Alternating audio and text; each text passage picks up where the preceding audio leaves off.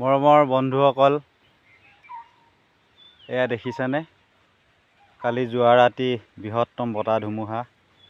এই বতাহ ধুমুহাত মোৰ প্ৰায় এবিঘামান জলকীয়া আপোনাৰ এয়া বতাহ ডাল ভাগি গছৰ এয়া আপোনাৰ গোটেই বহুত জলকীয়া নষ্ট কৰিলে। যি দুই এপইচা লগাই এই খেতিটো কৰিছিলোঁ, এতিয়া এয়া প্ৰকৃতিয়ে এইপিনে আনফালে হাতীৰ উপদ্ৰৱ আৰু কালি বতাহ ধুমুহাত গোটেই মোৰ বহুত জলকীয়া অনিষ্ট কৰিলে। এয়া ৰাইজ দেখিছানে? বতাহ ধুমুহাৰ অনিষ্টত মোৰ প্ৰায় বহুত ক্ষতি হ'ল।